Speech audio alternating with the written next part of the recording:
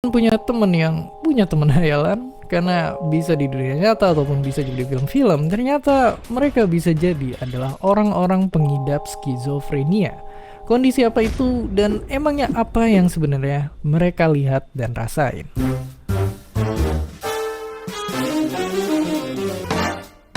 Jadi, skizofrenia adalah gangguan mental yang ngaruh ke kemampuan seseorang buat berpikir, untuk merasakan sesuatu, dan berperilaku.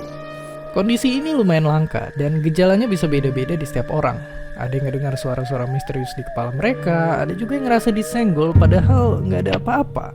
Malah, bisa juga ada yang percaya kalau dirinya adalah orang lain.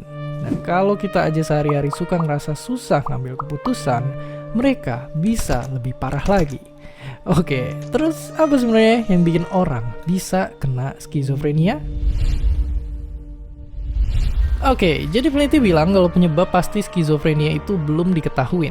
Tapi secara umum penyebabnya nggak cuma satu hal, melainkan kombinasi faktor genetik dan faktor luar. Misalnya lingkungan, stres, atau konsumsi narkotika. Para peneliti juga ngeduga kalau orang dengan skizofrenia punya lebih sedikit materi abu-abu di otaknya. Padahal bagian ini tuh penting banget buat berpikir dan menimbang sesuatu. Otak mereka juga lebih sensitif sama hormon ini, yang bikin otak terlalu aktif jadi bisa bikin halusinasi dan delusi.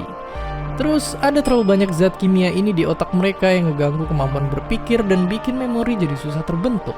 Kalau gitu, gimana caranya biar orang sembuh dari kondisi ini? Sayangnya belum ada obat yang bisa nyembuhin skizofrenia.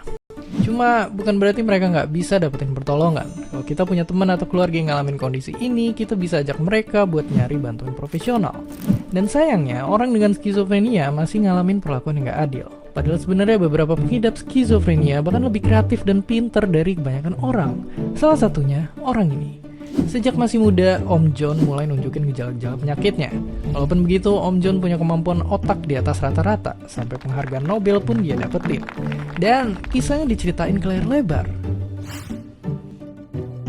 Oke, sekarang kita udah tahu apa yang dirasain sama para pengidap skizofrenia. Dengan pengobatan dan terapi yang tepat, mereka bisa hidup dengan normal dan bersosialisasi tanpa harus ngalamin diskriminasi.